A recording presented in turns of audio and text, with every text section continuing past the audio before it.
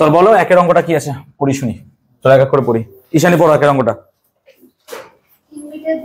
সোজা দিকে তারপরে আছে।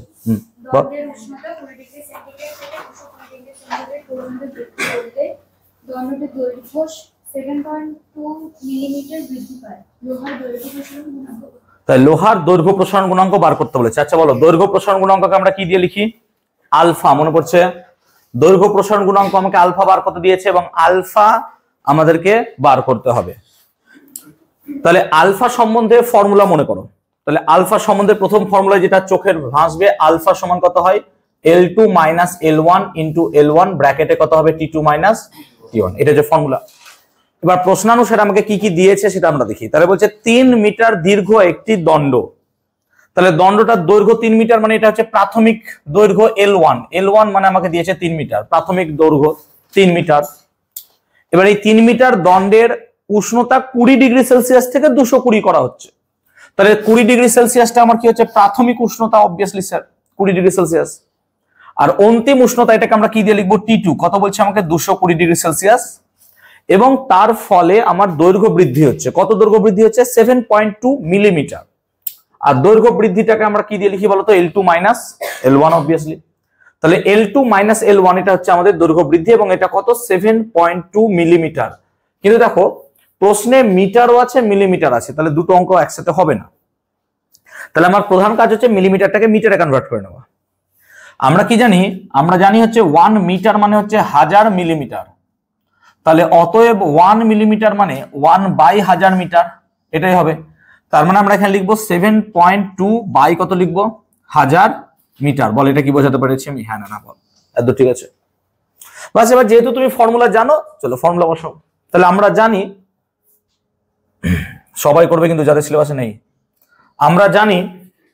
আমরা কি জানি? আলফা সমান কত হবে? L2 minus L1 by L1 into ব্র্যাকেটে T2 মাইনাস T1। চলো ফর্মুলা বসাও, অঙ্ক করো।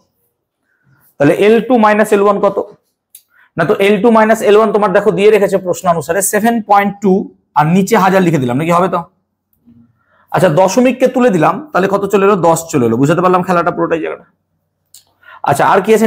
নিচে আছে L1 কত? 3। আর দেখো T2 মাইনাস T1। আচ্ছা T2 মাইনাস T1 যদি একবারে করিস তাহলে কত হয়? 200 নাকি রে? তাই 220 মাইনাস 220, এখানে কত লিখলাম? 200। তাই একবারে আমি লিখে দিলাম এখানে 200 হবে। বুঝতে পারলাম ব্যাপারটা? তাহলে যদি তাই হয় তাহলে আমি 3 কে কাটবো 72 24 দিয়ে, নাকি রে? 3 24 72।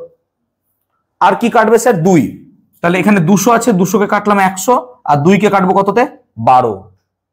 তার মানে আমার পড়ে থাকলো স্যার 12 ইন্টু, ভালো করে দেখবে, তাহলে নিচে সব শূন্য আছে। তাহলে শূন্য মানে আমি 10 টু দি পাওয়ার লিখতে পারবো, নাকি রে? তাহলে আমি এটাকে এইভাবে লিখতে পারবো স্যার 12 বাই কত লিখবো?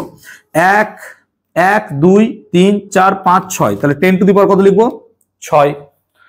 1 2 3 4 5 6। 10 টু দি পাওয়ার 6 মানে একের পিছনে 6টা শূন্য।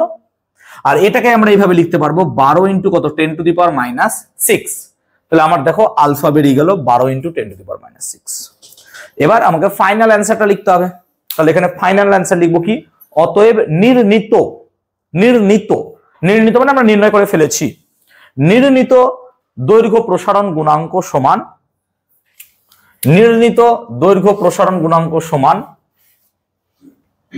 12 into 10 to the power minus 6। আর এককটা কি হয়? দৈর্ঘ্য প্রসারণ গুণাঙ্কের একক degree Celsius to the power minus 1। Degree Celsius to the power minus 1। তাহলে 12 into 10 to the power minus 6 degree Celsius to the power minus 1। Clear হয়েছে? ওকে ওকে নেক্সট চলো এবার এক একটা হলো। দুয়ের অঙ্কটা এবার চেষ্টা করবো। পড়ো অর্চি, দুয়ের অঙ্কটা পড়ো। তারদের আপাত প্রসারণ গুণাঙ্ক 15.3 into 10 to the power minus 5 degree Celsius. ঠিক আছে, তাহলে আপাত প্রসারণ গুণাঙ্ক। তো তোমরা যদি তাপ মনে করো, আমাদের তরলের প্রকৃত প্রসারণ আর আপাত প্রসারণ দু রকমের প্রসারণ হয়। প্রকৃত প্রসারণ গুণাঙ্ককে আমরা কি দিয়ে লিখি স্যার? অনেক বইয়ে অনেক রকম লেখা হয়। আমি তোমাদেরকে যেটা শিখিয়েছি যে প্রকৃত প্রসারণ গুণাঙ্ককে গামা আর দিয়ে লিখবো, রিয়েল বলে, নাকি রে? এটাই শিখিয়েছিলাম। আর আপাত প্রসারণ গুণাঙ্ককে আমরা কি দিয়ে লিখবো? গামা এ মানে অ্যাপারেন্ট। তাই আপাত প্রকৃত এইভাবে মাথায় রাখবো আমরা। আমাকে আপাতটা বোধহয় দিয়েছে নাকি? বলো আপাত কত দিয়েছে? 15.3 into 10 to the power minus 5 degree Celsius. তাহলে এটাই দিয়েছে। আর আমাকে আর একটা কি দিয়েছে, কাঁচের প্রকৃত প্রসারণ গুণাঙ্ক বা কাঁচের প্রসারণ গুণাঙ্ক। এবার যখন তরলের ক্ষেত্রে দেখবে প্রসারণ গুণাঙ্ক, তখন তরলের প্রসারণ গুণাঙ্কের ক্ষেত্রে একটা ফর্মুলা তোমাদের মনে থাকা উচিত কি, যে প্রকৃত প্রসারণ গুণাঙ্ক, মনে পড়ছে প্রকৃত প্রসারণ গুণাঙ্ক এটা সমান কি ছিল স্যার, আপাত প্লাস কি ছিল বলতো, পাত্রের প্রসারণ, হ্যাঁ না বলো, পাত্রের প্রসারণ গুণাঙ্ক। এই ফর্মুলাটা আমাদের কাছে ছিল। তাহলে পাত্রের প্রসারণ গুণাঙ্ককে কি দিয়ে লিখতাম আমরা বলতো, গামা জি দিয়ে, যদি মনে করে দেখতে পারো, জি মানে গ্লাস, আর গামা জিটা হচ্ছে পাত্রের প্রসারণ গুণাঙ্ক। তাহলে গামা আরটা কি হচ্ছে, পারদের প্রকৃত প্রসারণ গুণাঙ্ক, গামা এটা হচ্ছে পারদের আপাত প্রসারণ গুণাঙ্ক, আর গামা জিটা হচ্ছে পাত্র, যে পাত্রে পারদটাকে রেখে উত্তপ্ত করছো তার প্রসারণ গুণাঙ্ক। তাহলে গামা জি কত দিয়েছে আমাকে, 16 নাকি নাই, হ্যাঁ 20 সেমি 27 into 10 to the power -6 degree Celsius to the power -1, তোমাকে এটা জানতে চাইছে। তাহলে এই ফর্মুলা অনুযায়ী স্যার, তাহলে আমরা কি লিখতে পারবো, গামা আর সমান কত হবে, gamma A plus gamma G. চলো মানগুলো বসাও। তাহলে gamma A plus gamma G যদি মান বসাও, তাহলে ভালো করে দেখো, 15.3 into 10 to the power -5 plus 27 into 10 to the power -6, এটাই দাঁড়ায়। হ্যাঁ হ্যাঁ প্রকৃতই তো বার করছি, এই তো, ও প্রকৃত আপাত দিয়ে দিয়েছে, ও আচ্ছা আচ্ছা, তাহলে এটা এ হবে তাই তো, আর এটা আর হবে নাকি, সরি তোমাকে আপাত দিয়েছে তো, বলি না কেন তখন। তাহলে আপাত প্রসারণ দিয়েছে, আর কি কাঁচের প্রসারণ গুণাঙ্ক দিয়েছে, আর আমাকে প্রকৃতটা বার করতে বলেছে। তাহলে গামা আর সমান কত হবে, গামা এ প্লাস গামা জি, ও এখানে আমি ঠিক বসিয়ে দিয়েছি, গামা রাখতে ওখানে এরর করেছিলাম, গামা আর সমান গামা এ প্লাস গামা জি, এটাকে বুঝতে পেরেছি এতদূর, বাস। তাহলে এবার কি করবো আমি এখান থেকে বলতো, বল 10 টু দি পাওয়ার -5 আছে, 10 টু দি পাওয়ার -6 কোনটা কমন নিবি, তুই এক কাজ কর, 10 টু দি পাওয়ার -6 কমন নিলে, বা 10 টু দি পাওয়ার -5 কমন নিলে, তো এক কাজ কর 10 টু দি পাওয়ার -5 কমন নিচ্ছি আমরা। তো দেখ 10 টু দি পাওয়ার -5 যদি কমন নিই, তাহলে এখানে 15.3 তো পড়ে থাকবে স্যার, আর এখানে 27 থাকবে, কিন্তু এখানে 10 টু দি পাওয়ার -5 কমন নিলে 10 টু দি পাওয়ার -1 পড়ে থাকবে, হ্যাঁ না বল, ঠিক বলছি তো। আর এটা মানেই কি দাঁড়াবে, এটা মানেই দাঁড়াবে দেখ 10 টু দি পাওয়ার -5 15.3 প্লাস 27 এর সাথে যদি 10 টু দি পাওয়ার -1 গুণ করিস, 10 টু দি পাওয়ার -1 মানে 10 দিয়ে ভাগ, তার মানে 27 বাই 10 মানে কত হবে 2.7, তার মানে এখানে আমি কত লিখবো 2.7, আর 15.3 এর সাথে 2.7 যদি যোগ করিস তাহলে আসে কত 18, যোগ কর 18 আসবে, দেখ 15 আর 2 17 আর 7 3 10, তাহলে এটা ফাইনাল অ্যান্সার আসবে 18 ইন্টু 10 টু দি পাওয়ার -5, যেটা হচ্ছে আমার গামা আর বার করতে দিয়েছে। তাহলে এবার আমরা ফাইনাল অ্যান্সার কি লিখবো, অতএব নির্ণীত পারদের প্রকৃত প্রসারণ গুণাঙ্ক, অতএব নির্ণীত পারদের প্রকৃত প্রসারণ গুণাঙ্ক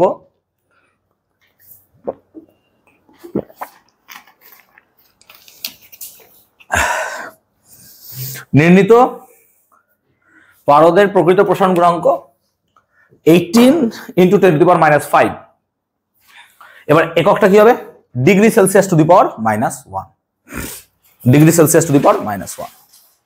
চলো তাহলে দুটো অঙ্ক হয়ে গেল। এবার 3 নম্বর অঙ্কটা পড়ো, ঐশী ঘোষ 3 নম্বর অঙ্ক পড়ো।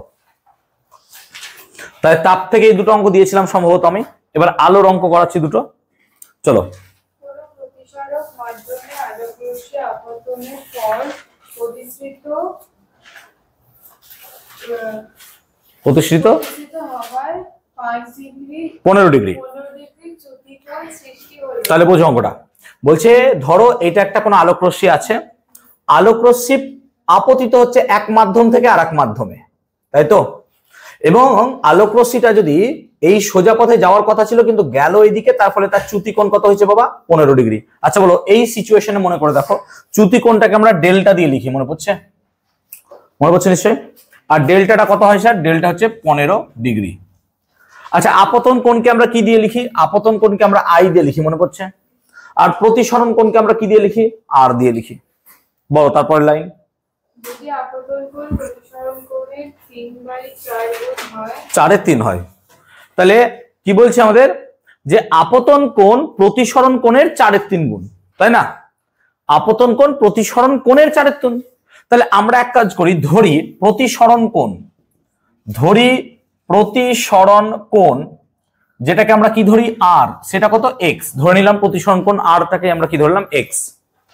তাহলে তোমরাই বলো আপতন কোণ কত হবে। অতএব আপতন কোণ, যেটাকে আমরা কি বলি আই, নাকি রে? আপতন কোণটাকে আই বলি। কত হবে স্যার? 4x/3। কেন? তার 4/3 গুণ। তাহলে আমাকে বার কি করতে বলেছে? আমাকে বার করতে বলছে প্রতিসরাঙ্ক কত। তাহলে তুমি নির্ণয় করো এখান থেকে প্রতিসরাঙ্ক কত। এইভাবে তো অঙ্ক হবে না। প্রতিসরাঙ্ক মিউ কত, এইভাবে তো অঙ্ক হবে না।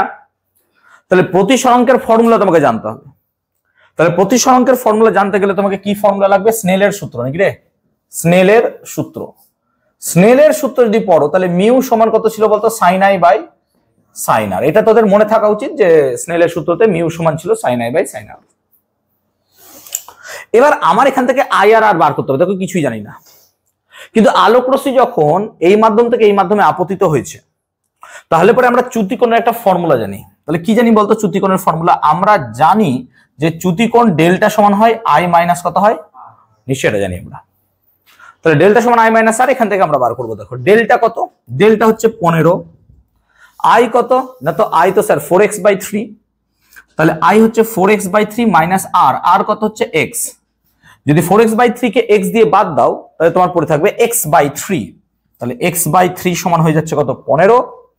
তাহলে এখান থেকে তুমি দেখতে পাচ্ছ যে x সমান দাঁড়াচ্ছে তোমার 45। তাহলে x সমান 45 এটাই দাঁড়ালো। তাহলে x সমান 45 মানে কি বোঝাচ্ছে? x সমান 45 মানে বোঝাচ্ছে যে তোমার প্রতিসরণ কোণটা হচ্ছে 45 ডিগ্রি। হ্যাঁ না বলো? তাহলে অতএব প্রতিসরণ কোণ হচ্ছে স্যার 45 ডিগ্রি। আর দেখুন আপতন কোণ কত? না তো আপতন কোণ হচ্ছে 4/3, তার সাথে কত গুণ হবে? 45। নিশ্চয়ই তাই হওয়া উচিত। এবং এটাকে যদি কাটাপিটি করো তাহলে তোমার কত আসবে বলতো? 60 ডিগ্রি। তাহলে আই এর ভ্যালু 60 ডিগ্রি হলো, আর তোমার এখানে লজিক্যালি আর এর ভ্যালু হলো 45 ডিগ্রি। বা সুন্দর। এবার তুমি প্রতিসরাঙ্ক বার করে নাও মিউ। তাহলে তুমি কি জানো? আমরা জানি, এটা তো জানোই নাকি?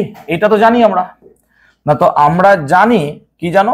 মিউ সমান জানি আমরা sine i by sine r. Obviously আমরা জানি মিউ সমান sine i by sine r. বসাও মান এবার। তাহলে সাইন আই মানে হচ্ছে সাইন 60 ডিগ্রি, সাইন আর মানে হচ্ছে 45 ডিগ্রি। তাহলে সাইন 60 ডিগ্রি সাইন 45 ডিগ্রি। বল স্বপ্নিল, সাইন 60 এর মান কত হয়? করে দেখতে হবে। কেউ জানো মুখস্থ আছে? হ্যাঁ, √3/2। Very good. তাহলে সাইন 60 হলো √3/2 ইন্টু সাইন 45 কত? 1/√2। যেহেতু 1/√2 আছে তাহলে বুঝতেই পারছো 1 আর উপরে কি যাবে? √2। আর √2 এর সাথে 2 কাটলে কি পড়ে থাকে বলো তো? √2। তাহলে ফাইনালি আমার অ্যান্সার পড়ে থাকলো কত? যে sir √3/2। That is your answer. So finally আমার প্রতিসরাঙ্ক, অতএব নির্ণীত প্রতিসরাঙ্ক এলো। অতএব নির্ণীত প্রতিসরাঙ্ক, অতএব নির্ণীত প্রতিসরাঙ্ক, অতএব নির্ণীত প্রতিসরাঙ্ক √3/2। ক্যালকুলেশনটা দেখে নিও, কোনো জায়গায় এরর হলে বলবে। ক্যালকুলেশনটা দেখে নিও, কোনো জায়গায় এরর হলে বলবে। আই হোপ অঙ্কটা ক্লিয়ার করাতে পেরেছি। 4 নম্বর অঙ্ক। চলো, বুঝতে পেরেছি অঙ্কটা? প্লিজ নোট ডাউন করে নাও, মাধ্যমিকের জন্য খুব ইম্পর্টেন্ট, যাদের সিলেবাস আছে তাদের জন্য খুব ইম্পর্টেন্ট। স্টার্ট দাও অঙ্কটা, যথেষ্ট ভালো অঙ্ক। ক্লিয়ার হয়েছে? অর্চি বুঝতে পেরেছো? দেখো এই অঙ্কটা দেখে খুব কঠিন লাগলেও যদি একটু বুদ্ধি খাটিয়ে অঙ্কটা করা যায় সহজ। এবার ফিজিক্সের অঙ্ক কি হচ্ছে, তোমাকে এই ফর্মুলাটাও জানতে হচ্ছে, এই ফর্মুলাটাও জানতে হচ্ছে বলে তুমি ফিজিক্সের অঙ্ক করতে পারো। সেই জন্য ফিজিক্সের অঙ্ক একটু টাফ হয়ে যায় তুলনামূলক। অঙ্কের অঙ্ক অনেক সোজা, তোমাকে একটা ফর্মুলা শিখিয়ে দিলাম 10টা অঙ্ক করে নিতে পারবে, সিম্পল কথা। কিন্তু ফিজিক্সে কি হচ্ছে, তোমাকে থিওরিটাও লাগাতে হবে যে এই হচ্ছে, তারপর তোমাকে অঙ্ক লাগবে। যেমন সাইন 45 এটা তো অঙ্কের জিনিস, কিন্তু তার সাথে ফিজিক্স লাগছে, মিউ সমান সাইন আই বাই সাইন আর, তাই না? তোমাকে ফিজিক্স প্লাস ম্যাথ, এখানে দুটো জিনিসই লাগবে। সেই জন্য ফিজিক্সের অঙ্ক একটু বুদ্ধি খাটিয়ে করতে হবে। ক্লিয়ার? নাহলে হবে না। চলো স্বপ্নিল পর 4 নম্বরটা পর। আচ্ছা, বস্তুর দৈর্ঘ্য 5 সেন্টিমিটার। তা লিখে ফেলি যে বস্তুর দৈর্ঘ্য, মহাকালী যাদের আছে এটা একটু লিখে রাখি, ওই অঙ্কটা অনেকবার দেয় পরীক্ষায়। বস্তুর দৈর্ঘ্য হচ্ছে 5 সেন্টিমিটার। Very good. তারপর কি দিয়েছে আর? আচ্ছা, উত্তল লেন্সের সামনে আমরা 2 সেন্টিমিটার দূরত্ব রেখেছি। তার মানে একটা যদি উত্তল লেন্স আঁকা যায় কোনো এক জায়গায়, সেখান থেকে 2 সেমি দূরে আমি একটা বস্তুকে রেখেছি। তাহলে এটাকে কি আমরা বস্তু দূরত্ব বলবো, হ্যাঁ না বলো? তাহলে 2 সেন্টিমিটারটাকে আমরা কি বলবো বলতো, বস্তু দূরত্ব। বস্তু দূরত্ব কত, 2 সেন্টিমিটার। দৈর্ঘ্য মানে কি বলতো, এইটা দৈর্ঘ্য, বুঝতে পারছিস তো ব্যাপারটা? দৈর্ঘ্য আলাদা আর দূরত্ব আলাদা। চলো তারপর 10 সেন্টিমিটার দৈর্ঘ্যের প্রতিবিম্ব পাওয়া গেল। 10 সেন্টিমিটার দৈর্ঘ্যের প্রতিবিম্ব, তাহলে আমাকে প্রতিবিম্ব দৈর্ঘ্য বলে দিয়েছে, প্রতিবিম্ব দৈর্ঘ্য। তাহলে প্রতিবিম্ব দৈর্ঘ্য কত হচ্ছে, 10 সেন্টিমিটার। নিশ্চয়ই আমাকে দুটো প্রশ্নই জিজ্ঞেস করবে, রৈখিক বিবর্ধন কত আর প্রতিবিম্ব দূরত্ব কত, কারণ এই কোশ্চেন এটাই দাঁড়ায়। তাহলে এখান থেকে আমরা দুটো কোশ্চেন অ্যারাইজ করছে, একটা হচ্ছে রৈখিক বিবর্ধন, রৈখিক বিবর্ধন কত, আর কি প্রতিবিম্ব দূরত্ব কত। এই দুটো কোশ্চেন এখানে দাঁড়ায় কত। চলো আচ্ছা, রৈখিক বিবর্ধনের যদি ফর্মুলা আমরা দেখি, তাহলে আমরা জানি যে রৈখিক বিবর্ধন সমান কত না, তো রৈখিক বিবর্ধন সমান হচ্ছে আমরা জানি হচ্ছে প্রতিবিম্ব দৈর্ঘ্য বাই কি হয়, বস্তু দৈর্ঘ্য। এটা যারা জানো না প্লিজ একটু রিমেম্বার করবে যে রৈখিক বিবর্ধন মানে হচ্ছে প্রতিবিম্ব দৈর্ঘ্য বাই বস্তু দৈর্ঘ্য। চলো এই ফর্মুলা যেহেতু জেনে গেছো তুমি এবার, তাহলে স্যার রৈখিক বিবর্ধন, আচ্ছা রৈখিক বিবর্ধনকে আমি রৈ বি লিখলাম। হ্যাঁ, রৈখিক বিবর্ধন অত বড় কত লিখবো, রৈখিক বিবর্ধন সমান, আচ্ছা প্রতিবিম্ব দৈর্ঘ্য কত, বেটা প্রতিবিম্ব দৈর্ঘ্য তোমার হচ্ছে 10 সেন্টিমিটার, আর বস্তু দৈর্ঘ্য কত, বস্তু দৈর্ঘ্য হচ্ছে 2 সেন্টিমিটার। আচ্ছা দেখো সেন্টিমিটার কেটে যায় বলে রৈখিক বিবর্ধন কিন্তু একক বিহীন, বুঝতে পারছো? এর কোনো একক থাকবে না। ও বস্তু দৈর্ঘ্য 5 দিয়েছে, সরি 5 সেন্টিমিটার। তাহলে 10 আর 5 কেটে গেলে কত পড়ে থাকছে, 2।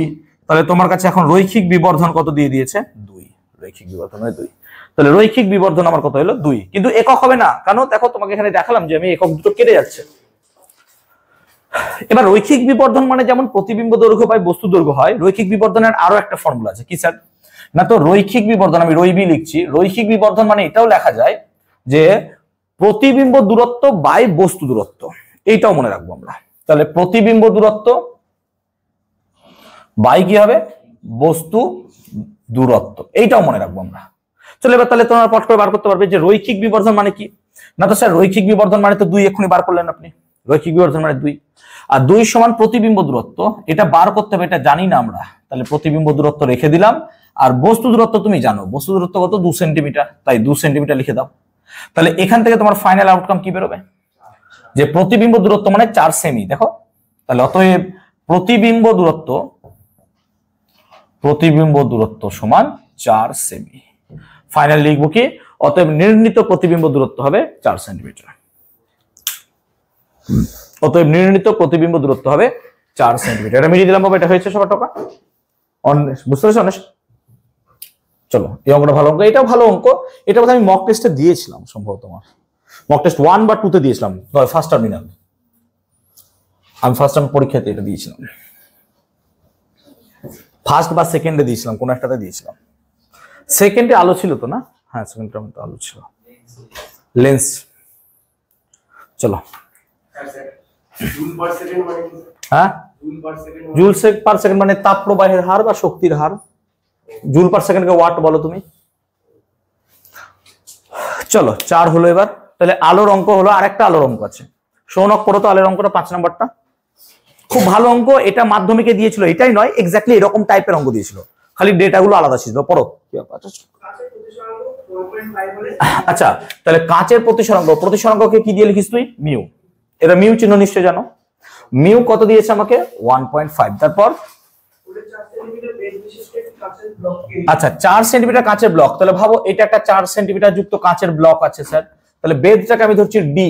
ডি কত, 4 সেন্টিমিটার কাঁচের দূরত্ব। এটা হচ্ছে 4 সেন্টিমিটার কাঁচের ব্লক, এরকম মোটা আছে। তারপর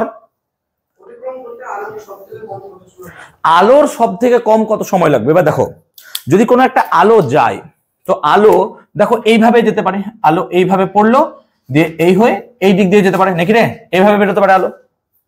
আবার আলো যদি লম্ব ভাবে পড়ে, ভালো করে বোঝো, লম্ব ভাবে, তাহলে লম্ব ভাবে পড়লে সোজা বেরিয়ে যাবে, হ্যাঁ না বলো। তাহলে কোন ক্ষেত্রে সব থেকে কম সময় লাগবে বলো তো, এই ক্ষেত্রে, হ্যাঁ না বলো। বুঝতে পারছো তো ব্যাপারটা, এখানে পাথটা বেড়ে যাচ্ছে, তাহলে আমি কম সময় মানে সোজা বলবো। আর এবার তোমার প্রশ্নে যদি তোমাকে কম সময় নাও বলে, তুমি ধরেই চলবে যে আলো এইভাবেই যাবে কাঁচের ব্লকে। এই প্রবলেমের ক্ষেত্রে তখন তোমার মাথায় এরকম আসতে পারে যে স্যার আমি যদি এইখানে ফেলি, তাহলে তো এইভাবে কোনাকুনি যাবে, ডায়াগোনাল হয়ে যাবে। ওরকম ভাববে না, এই সোজাটাই ভাববে তুমি। হ্যাঁ, অঙ্কটা এরকমই। তাহলে এইভাবে যদি আলো যায়, ঠিক আছে, এইভাবে যদি আলো যায়, তাহলে আলো 4 সেন্টিমিটার পথ যাচ্ছে। এবার এই জায়গায় যে আলো পথ যাচ্ছে, তাহলে আলোর পথ যাচ্ছে, তাতে সময় কত লাগবে সেটা বার করতে হবে। তাহলে আমাকে বার করতে হবে কি সময়। সময় কত? সময় কত হচ্ছে টি, বার করতে হবে। তাহলে অতিক্রান্ত দূরত্ব আর সময়ের মধ্যে একটা সম্পর্ক আছে, কি বলতো? না, তো আমরা জানি যে অতিক্রান্ত দূরত্ব সমান কি হয় বলতো? বেগ ইন্টু সময়। নাকি রে, ক্লাস 9 মনে করে দেখতে পারিস। অতিক্রান্ত দূরত্ব মানে হচ্ছে বেগ গুণিত সময়। তার মানে এখন কাঁচ মাধ্যমে আলোর বেগ বার করতে হবে, তাছাড়া হবে না। কারণ তুমি বেগ যদি না জানো তাহলে বার করতে পারবে না। তাহলে কাঁচ মাধ্যমে আলোর বেগ বার করতে হবে, তাছাড়া সম্ভব না, এটা ইটস নট পসিবল। তাহলে কাঁচ মাধ্যমে আলোর বেগ কি করে বার করব? তাহলে আমরা বার করবো এখন কাঁচ মাধ্যমে আলোর বেগ। তাহলে কাঁচ মাধ্যমে আলোর বেগ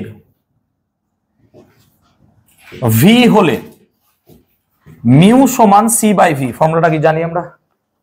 মিউ সমান সি বাই ভি, ফর্মুলাটা জানি আমরা, মনে পড়ছে ফর্মুলা?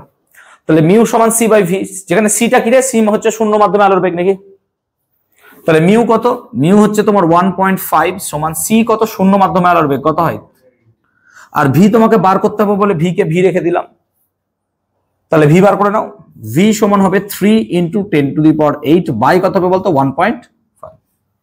তাহলে 1.5 এর সাথে 3 যদি ভাগ করে দিস এরকম ভাবে, তাহলে কত দাঁড়াবে? 2। সো ভি মানে কত দাঁড়ালো? 2 × 10⁸। এইটা হচ্ছে আমার ভি, মিটার পার সেকেন্ড লিখে দেয়। ভি বেরিয়ে গেল। তাহলে আমরা এখন বেগটা পেয়ে গেছি যেটা দরকার ছিল, আর অতিক্রান্ত দূরত্বটাও জানি 4 সেন্টিমিটার। এবার দেখো এটা বেরিয়েছে মিটার পার সেকেন্ডে, আর এটা আছে সেন্টিমিটার, হবে না। তাহলে কি করতে হবে? সেন্টিমিটারটাকে কিসে কনভার্ট করতে হবে? মিটারে। তাহলে সেন্টিমিটারকে যদি মিটারে নিয়ে যাও তাহলে কত দিয়ে ভাগ করতে হবে? 100 দিয়ে, নাকি রে? তাহলে এইটা হবে আমার মিটার। তাহলে ডিটা হবে 4/100 মিটার। ডিটা হবে 4/100 মিটার। তাহলে আমরা কি জানি? যেহেতু অতিক্রান্ত দূরত্ব মানে বেগ গুণিত সময়, তাহলে অতিক্রান্ত দূরত্ব কত আমার এখানে? ডি। তাহলে আমরা লিখবো ডি সমান কত? ভি গুণিত কত হবে? টি। কেন? দেখ অতিক্রান্ত দূরত্ব কত? ডি, বেগ কত? ভি, আর সময় কত ধরেছিস তুই? টি, ডিভিটি। তাহলে ডি এর জায়গায় কত লিখবি? 4/100। ভি এর জায়গায় কত লিখবি? 2 × 10⁸ × 8। ঠিক আছে দূর, ঠিক আছে। তাহলে টি সমান কত পাবি? টি সমান পাবি 4/100 × 2 × 10⁸। 2 কে 4 কাট 2 দিয়ে। আর দেখ 10⁸ এর সাথে 100 গুণ করলে কত হবে বলতো? 10⁻10। হ্যাঁ কি হ্যাঁ না বল? আর উপরে গেলে কত হবে? 10⁻−10। তাহলে এটা হলো টি। তাহলে টি সমান আমার দাঁড়ালো 10⁻−10। টি সমান দাঁড়ালো আমার 10⁻−10। তাই লিখবো অতএব আমাদের ফাইনাল বা অন্তিম সময়, অন্তিম মানে নির্ণীত সময় 10⁻−10 সেকেন্ড। নির্ণীত সময় কত? 10⁻−10 সেকেন্ড। ওকে,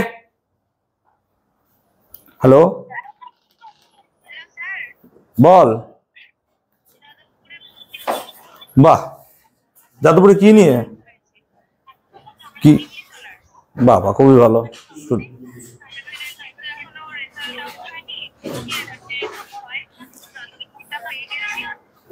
বাহ বাহ, তো খুব ভালো লাগলো শুনে। নিশ্চয় দেখা করে যাস, মাঝে মধ্যে আসিস। ঠিক আছে।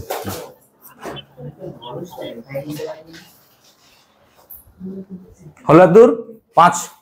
চলো বুঝতে পারলাম 5 এর অঙ্কটা আমি। চল 6।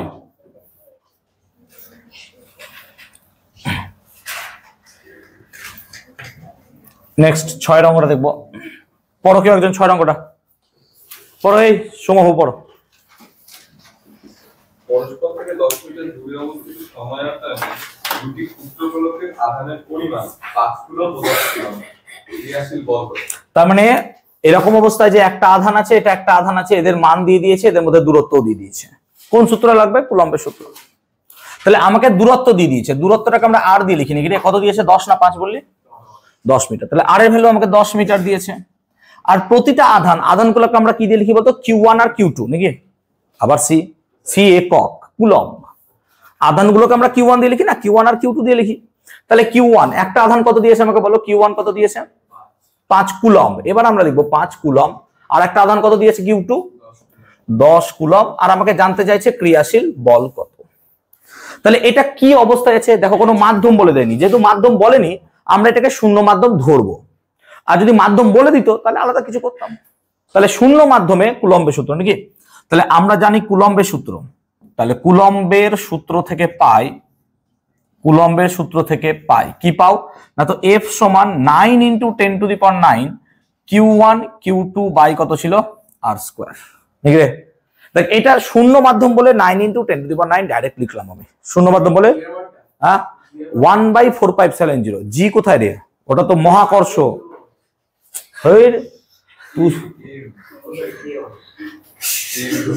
তুই যে ক্যাপিটাল জি এর কথা বলছিস সেটা হচ্ছে মহাকর্ষ। এইটা হচ্ছে 1/4πε0। 1/4πε0 এটাকে আমরা লিখি 9 × 10⁹ একটা একক আছে, বুঝলাম? এটা এপসাইলন, ভুলে গেলি নাকি বাবা? এইটা এপসাইলন চিহ্ন আর এটা থাকলে 0। এর মান হয় 8.854 × 10⁻12 কুলম্ব স্কয়ার N⁻⁻1 m⁻²। ওকে, চলো ফর্মুলা বসাই, এবার অঙ্ক করি।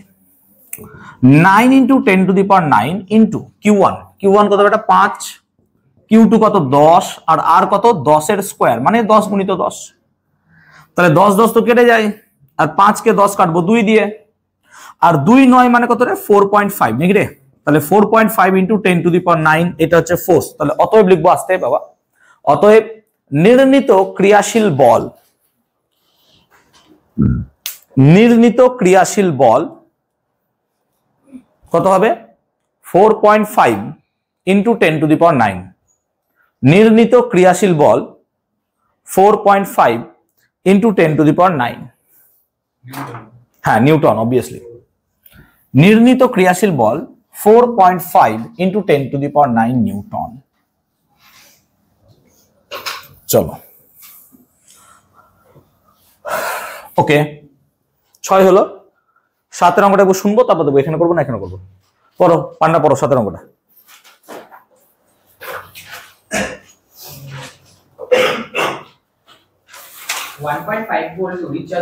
এখানে হয়ে যাবে, পড়ো। কোন বর্তনীতে যুক্ত করলে 1 অ্যাম্পিয়ার প্রবাহ মাত্রা চলবে এবং বহিঃবর্তনীর প্রান্তীয় বিভব প্রভেদ হয় 1 ভোল্ট। কোষের অভ্যন্তরীণ রোধ নির্ণয় করো। তাহলে কোষের অভ্যন্তরীণ রোধ বার করতে দিয়েছে। তাহলে প্রথমে লিখে দিই অভ্যন্তরীণ রোধকে আমরা স্মল r দিয়ে লিখি, মনে পড়ছে? অভ্যন্তরীণ রোধকে আমরা স্মল r দিয়ে লিখি, মনে পড়ছে নিশ্চয়? তাহলে স্মল r মানে বার করতে হবে বলে এটাকে আমরা কোশ্চেন মার্ক দিয়ে দিলাম। আর আমাকে কি দিয়েছে বলতো? কোষের তড়িৎ চালক বল। যদি তোমরা সেই টপিকটা পড়ো তাহলে সেই কোষের তড়িৎ চালক বলকে আমরা ক্যাপিটাল ই দিয়ে লিখি, মনে পড়ছে? কোষের তড়িৎ চালক বল। তাই এখানে বলে দিচ্ছি, যাদের দরকার আছে তারা এইভাবে লিখে নিও, তড়িৎ চালক বল। তড়িৎ চালক বলকে আমরা ই দিয়ে লিখি এবং এর মান কত দিয়েছে আমাকে? 1.5 ভোল্ট। তাহলে 1.5 ভোল্ট এটা হচ্ছে কোষের তড়িৎ চালক বল দিয়েছে। আর কি বলেছে? বহির্বর্তনীর বিভব নাকি রে? তাহলে বহির্বর্তনীর বিভব ভালো করে বুঝবি। বহির্বর্তনীর বিভব, এই বহির্বর্তনীর বিভবকে আমরা ক্যাপিটাল ভি দিয়ে লিখি। কত রে? এর মান দিয়েছে 1 ভোল্ট। আর তার সঙ্গে তোকে প্রবাহ মাত্রাটাও দিয়েছে নাকি? প্রবাহ মাত্রা দিয়েছে কত? আই। কত দিয়েছে? 1 অ্যাম্প। তোকে বার করতে বলেছে স্মল আর। চোখে একটা ফর্মুলা ভাসছে, যদি তোমাদেরও ভাসে সেটা, যে আই সমান কত ছিল? E by R plus small আর। এটা মনে পড়ছে? খাতায় লিখেছো নাকি? আই সমান E by R plus small আর। মনে পড়ছে এই ফর্মুলাটা? আচ্ছা, এটারই আর একটা ফর্মুলা ছিল, আমি যেহেতু এটা দরকার নাই তাই মিটিয়ে দিচ্ছি। এটারই আর একটা ফর্মুলা ছিল, কি বলতো?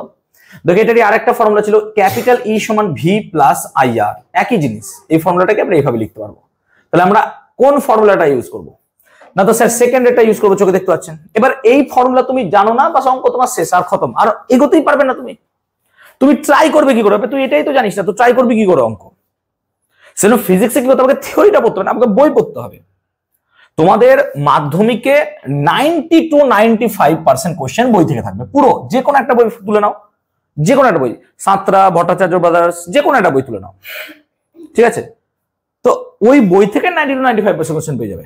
90 to 95% কোশ্চেন মানে 90 মার্কসের মধ্যে 80 থেকে মোটামুটি মানে 82, 83, 84 ওই বই থেকে কোশ্চেন থাকবে। এবার কোনো বছর 90 দিল, কোনো বছর 95 দিল। বাকি 5 মার্কস 3 মার্কস এইগুলো একটু আলাদা থাকবে, কিন্তু আস্তে আস্তে ডে বাই ডে একটু ইনক্রিজ করছে টাফনেস, কোশ্চেনটা একটু কঠিন হওয়ার প্রবণতা।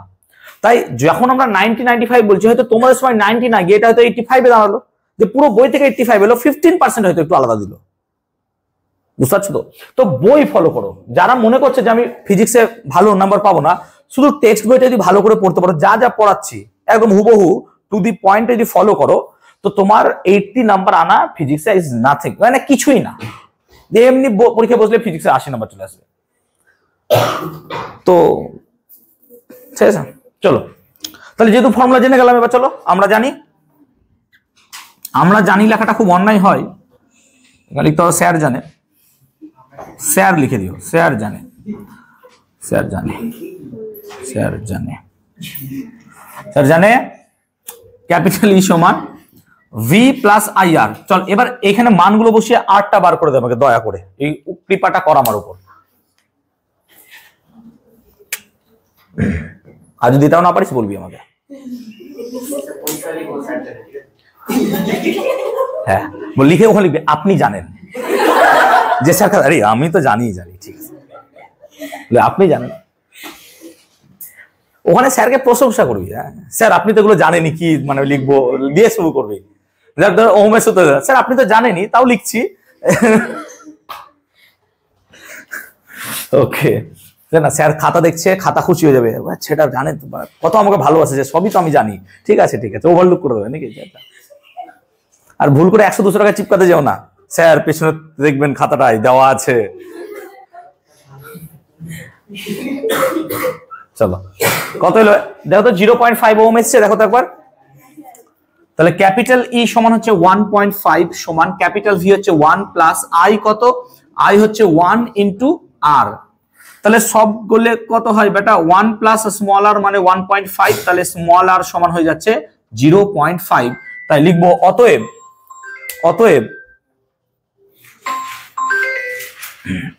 অতএব নির্ণীত অভ্যন্তরীণ রোধ 0.5 ওহম। অতএব নির্ণীত অভ্যন্তরীণ রোধ 0.5 ওহম। ক্লিয়ার হয়েছে? আগের দিন ক্লাস 11 একটা মজার খেলা খেলেছি, মানে ক্লাস 11 কি করে ওরা পড়ে না বেশি, মানে পড়াচ্ছি তো বেশি শুনতে চায় না, পড়ে যে ঠিক আছে যে আমরা অনেক বেশি জানি এরকম ভেবে নাই, বা ভাবে যে 11 না পড়লেও তো হয়েই যাবে, ঠিক আছে। এবার কি করেছি, কালকে যা পড়িয়েছি তার উপর পরীক্ষা নিয়ে নিয়েছি, মানে কোশ্চেন রেডি করে জেনেছিলাম, ওরা কেউ জানতো না, আর আমি তো জানি কি কি পড়াবো। তো সেখান থেকে শুধু থিওরি, ধর এই ফর্মুলাটা পড়লাম তো তুলে দিয়েছি, যে এই ক্লাসে এই সম্পর্কে কি ফর্মুলা পড়ানো হয়েছে এটা লেখো। এবার অপশন দিয়েছি, এবার ভাবিনি প্রথম দেওয়া হলো, তাই এবার বলছি তোদের ক্ষেত্রে ওটা অ্যাপ্লাই করলে কেমন হয়। যে ধর আমি যখন জৈব রসায়ন পড়াবো, যেদিন জৈব রসায়নটা পড়াবো সেদিন আমি সেই কোশ্চেনগুলো তুলে নিলাম 10 মার্কসের বা 15 মার্কসের, ঠিক আছে না। জৈব রসায়ন চ্যাপ্টারটা 11-এ গিয়ে দেখলাম, তখন বলছে ওরা আলোচনা করছে এবার থেকে না পড়াটা মন দিয়ে শুনতে হবে। আমার এই জায়গাটা শুনে খুব ভালো লেগেছে, যে না ঠিক আছে, I am in the right track, যে আমি ঠিকঠাক পথে আছি।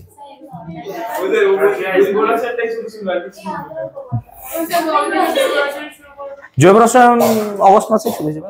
আমাদের টার্গেট আছে যে আমরা সেপ্টেম্বর মাসের 10 তারিখের মধ্যে সিলেবাস শেষ করবো, প্রত্যেক বছরই করি। এবার 10-এর জায়গায় 15 হতে পারে, 10-এর জায়গায় 5 হতে পারে, তার মধ্যে শেষ হয়ে যাবে তোমাদের সিলেবাস।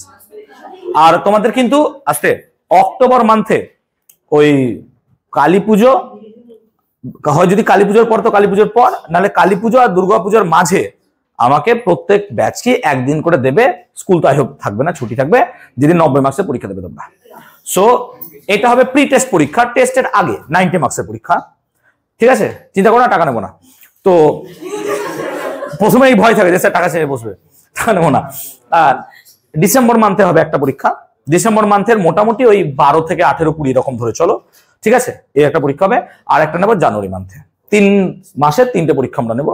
এইটা হবে ফাইনাল মক টেস্ট তোমাদের। টেস্টের পর 2টো হবে, টেস্টের আগে একটা হবে, ঠিক আছে। খাতাপত্র আমি যা দেওয়ার সব দেবো, ডোন্ট ওয়ারি অ্যাবাউট দ্যাট। টেস্টের আগে একটা, তোমাদের টেস্টের নভেম্বর 11 তারিখ থেকে পরীক্ষা, আর আমি অক্টোবরে শেষ করে দিচ্ছি তোমাদের, আর সিলেবাস তো সেপ্টেম্বরে শেষ হয়ে যাবে।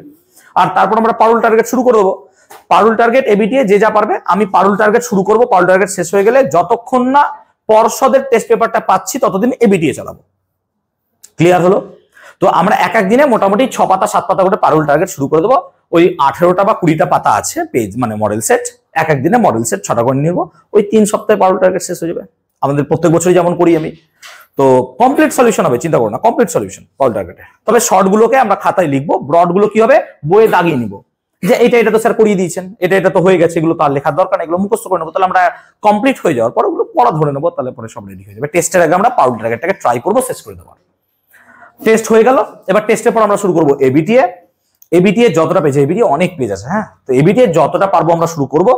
আর তা করতে যদি আমাদের পর্ষদ দিয়ে দেয় ডিসেম্বরের মান্থে, তারপর আমরা এবিটিএ শেষ করে ছেড়ে দিয়ে পর্ষদ ধরে নেবো। পর্ষদে 12টা পেজ থাকে, ওই 12টা পেজ শেষ করে দেবো, বাস তাহলে হয়ে যাবে আমাদের মাধ্যমিকের জন্য প্রিপারেশন। ক্লিয়ার? আর চ্যাপ্টার ওয়াইজ রিভিশন তার মধ্যে মধ্যেই চলতে থাকবে। চ্যাপ্টারগুলো রিভিশন দরকার তো না, কারণ ভুলে যাবো তো আমরা, সে কবে কি পড়েছি মনে নেই। ওকে চলো চলো 8 নম্বরটা লেট হয়ে যাবে। পড়ো 8 নম্বরটা পড়ো বাবা, পড়ো শোনক, পড়ো পড়ো পড়ো। এই স্বপ্নিল পড়ো 8 নম্বরটা পড়ো, 8 নম্বরটা পড়ো। খুব ভালো অঙ্ক, স্টার দেবে যারা মিশনে আছো, স্টার দিয়ে রাখবে। এই অঙ্কটা খুবই ভালো কোশ্চেন। বলছে দেখাও একটি তারের দৈর্ঘ্য যদি n গুণ বাড়ানো হয়, বাড়ানো মানে n গুণ করা হয়, তাহলে তার অন্তিম রোধ প্রাথমিক রোধের n স্কয়ার গুণ হবে। ভালো করে বোঝো কোশ্চেনটা। ধরো তোমার কাছে একটা তার আছে, ভালো করে বোঝ অঙ্কটা, বোঝ। ধর এরকম মোটা একটা তার আছে, এবার তারটাকে তুই লম্বায় টানছিস। তুই বলতো তার যদি লম্বায় টানিস ব্যাসের দিক দিয়ে কি হবে বলতো, ছোট হয়ে যাবে। তার মানে এই তারটাকে যদি আমি লম্বা করে দিই, দেখ সরু হয়ে যাবে। হ্যাঁ না বল, অনেক সরু হয়ে গেল, বাট ঠিক আছে, এরকম সরু টাইপের হয়ে যাবে, কাইন্ড অফ এরকম সরু হয়ে যাবে। ঠিক, তার মানে তার দেখ ক্ষেত্রফলও পরিবর্তন হবে, তাই না? তাহলে অঙ্কটাকে আমরা কি করব, একে এভাবে রূপান্তর যদি করিস, তাহলে দেখ আয়তন অপরিবর্তিত থাকে। হ্যাঁ না বল, কেন ওকে টেনে লম্বা করছিস, দ্যাট মিনস ওর আগের যে আয়তন ছিল, লম্বা করলে আয়তন তো বেড়ে যাবে না, আয়তনটাও কি থাকবে, সেমই থাকবে। আয়তনও সেম থাকবে, তার কি থাকবে, ভরও সেম থাকবে। তো আমরা আয়তন ধরেই চলছি। তাহলে আমরা কয়েকটা কথা লিখে নিই, চল লেখো। ধরি প্রাথমিক দৈর্ঘ্য, এগুলো বলে দিচ্ছি বলে আর লিখছি না আমরা, লেখো। ধরি প্রাথমিক দৈর্ঘ্য L1 সমান L, প্রাথমিক দৈর্ঘ্য L1 সমান L। অতএব অন্তিম দৈর্ঘ্য কত হবে?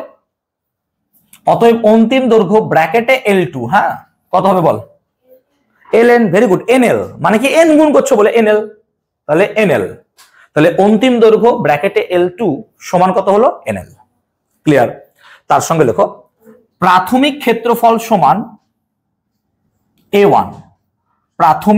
আমি প্রাথমিক ক্ষেত্রফল লিখলাম প্রাখে, হ্যাঁ, প্রাথমিক ক্ষেত্রফল সমান হচ্ছে A1। আর তার সাথে তুমি লেখো অন্তিম ক্ষেত্রফল অখে, কত হবে, A2।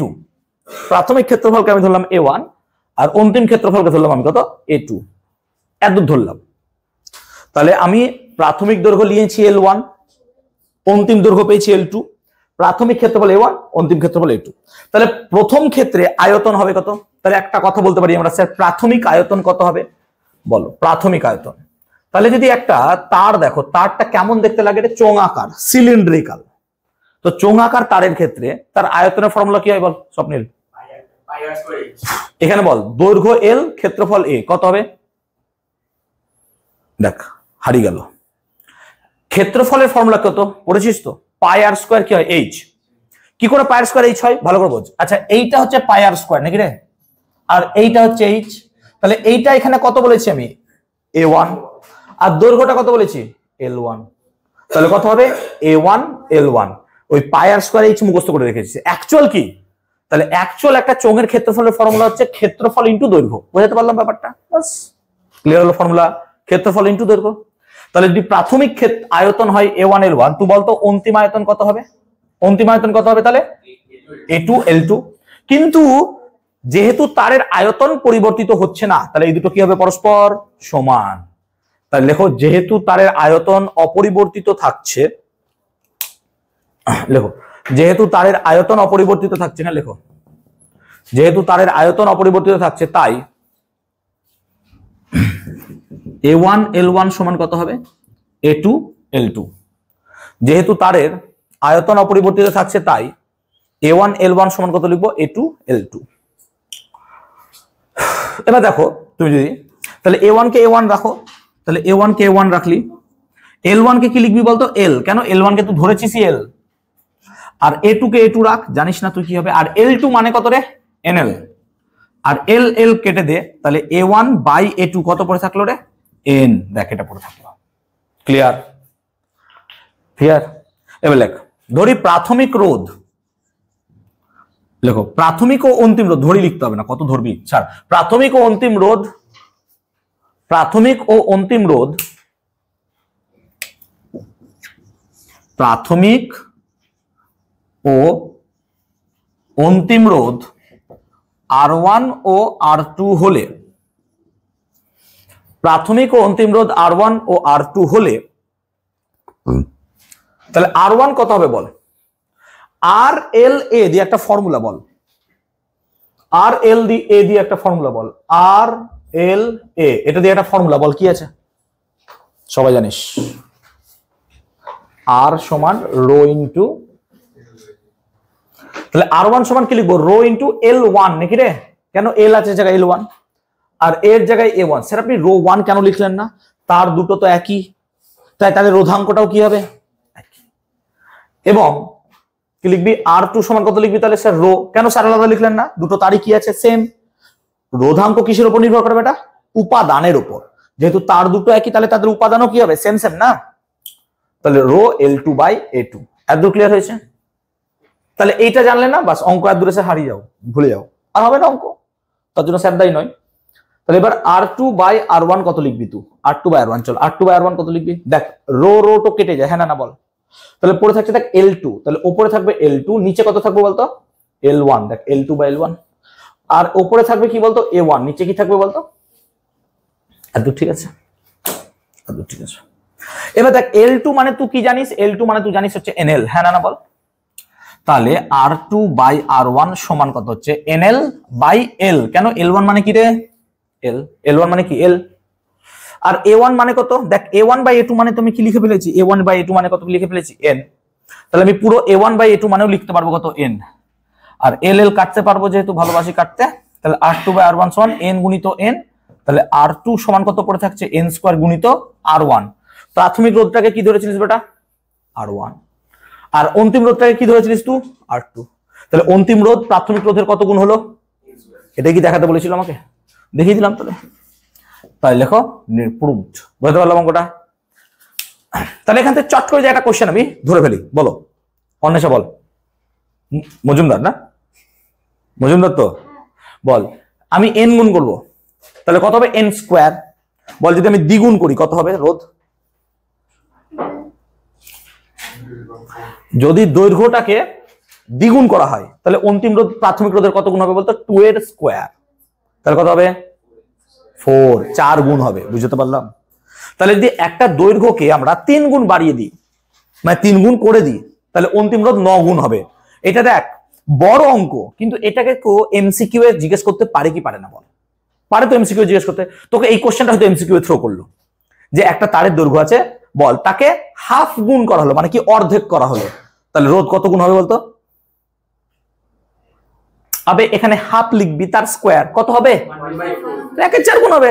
এইরকম একটা কোশ্চেন তোদেরকে 32 ওহম রোধ দিয়ে দিয়েছি, দেখ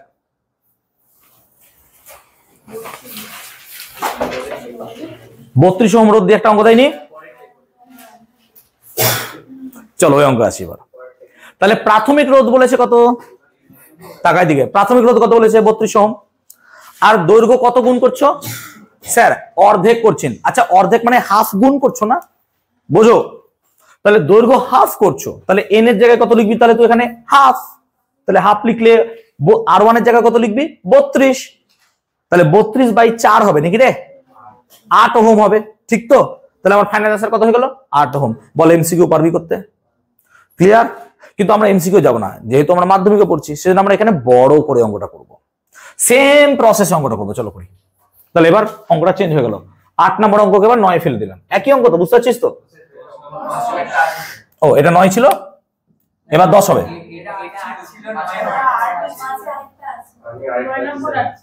আচ্ছা এটা 10 নম্বর তো, আচ্ছা 9 বাদ গেছে তাই তো, চলো 9 করে দেবো, 10টা করে দিই আগে, কারণ মেটাতে হবে আমাকে, আবার করতে হবে, একসঙ্গে হয়ে যাবে। তাই দেখো সেম সেম বাট ডিফারেন্ট, কেমন, যে প্রাথমিক দৈর্ঘ্যকে আমরা L ধরবো, ঠিক তো, মনে পড়ছে, কিন্তু অন্তিম দৈর্ঘ্য কত বলেছে? অর্ধেক হবে। অন্তিম দৈর্ঘ্য অর্ধেক হবে। আচ্ছা অর্ধেক মানে এখানে NL লিখবো না, কি লিখবো তাহলে স্যার? বলো কত লিখবো? L বাই, হ্যাঁ না বলো, অর্ধেক লিখলে একটু, বাকি তো সব সেম সেম। শুধু এখানে আমি কি লিখবো? L ছিল, এখানে N লিখবো না, কি লিখবো? L by 2। ঠিক, তাহলে N এর জায়গায় কি লিখবো? ভাগ হাফ। কেন? তো Nটাকে তো হাফ করে দিচ্ছিস। ক্লিয়ার আর দূর? বাকি সব সেম সেম হবে কিনা? হ্যাঁ না বল, বাস এখানে চেঞ্জ হবে এবার। তাহলে L2 বাই L1, L2 মানে N লিখবো না, N এর জায়গায় কি লিখবো? হাফ। আর N এর জায়গায় কত লিখবো? হাফ। তাহলে এখানে কত পড়ে থাকবে স্যার? হাফ। আর এখানে কত পড়ে থাকবে স্যার? হাফ। বুঝতে পারলি ব্যাপারটা? বুঝতে পারলি না? বুঝতে পারলি না? দেখ এত ক্লিয়ার হয়েছে? আচ্ছা এখানে অন্তিম দৈর্ঘ্যটা প্রাথমিক দৈর্ঘ্যের অর্ধেক হবে। তাহলে প্রাথমিক দৈর্ঘ্য যদি L হয়, অন্তিম দৈর্ঘ্যটা কত হবে? L বাই 2 হবে না? আর এটা যেমন ছিল তাই ধরবো, এটাও তো তাই হবে, আয়তনটা একই তো। তাহলে পরে A1 L1 সমান A2 L2 যদি হয়, L2 এর জায়গায় কত লিখবি তুই? এই তো L বাই 2। L কেটে গেলে A1 বাই A2 মানে কত পড়ে থাকবে? হাফ। এই ফর্মুলা সেম। তাহলে বল এখান থেকে L2 বাই L1, এবার L2 এর জায়গায় তুই কত লিখবি? L2 এর জায়গায় কত লিখবি? L by 2। আর L1 এর জায়গায় কত লিখবি? L। আচ্ছা L কাটতে পারবি? আর A1 বাই 2 মানে কত বসালাম, আর এই হাফটা নিচে পড়ে থাকলে হাফ থাকলো, তাহলে হাফ হাফ গুণ করলে কত হয়? 4। আর R1 তোকে কত বলে দিয়েছে বলতো? 32। তাহলে R2 মানে কত হবে স্যার? 1 বাই 2 মানে কত? 1 বাই 4, তার সাথে কত হলো? 32 মানে কত হলো? বুঝতে পারলাম? বুঝতে পারলাম? চলো ফ্যান্টাস্টিক। এবার 9 বাদ গেছে, তাই তো? 9 করো, চলো এটা করে নাও সবাই প্লিজ।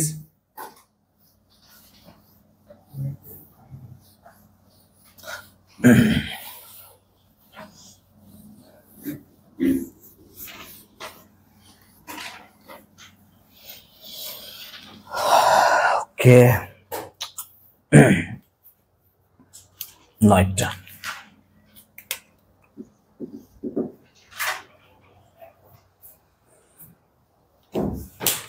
চলো 9টা শুনি, টুকতে থাকো প্লিজ, তাড়াতাড়ি তো হয়ে যাবে, একদম মুখস্থ হয়ে গেছে অঙ্ক।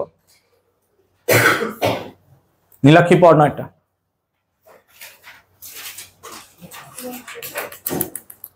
দুটি রোধকে শ্রেণী সমবায় যুক্ত করলে তুল্য রোধ হয় 25 ওহম এবং সমান্তরাল সমবায় যুক্ত করলে তুল্য রোধ হয় 6 ওহম। রোধ দুটির মান কত? তাহলে রোধ দুটোকে যখন শ্রেণী সমবায় যুক্ত করছো, তাহলে ধরো লেখো, ধরি রোধ দুটি হলো x এবং y। ধরি রোধ দুটি হলো x এবং y।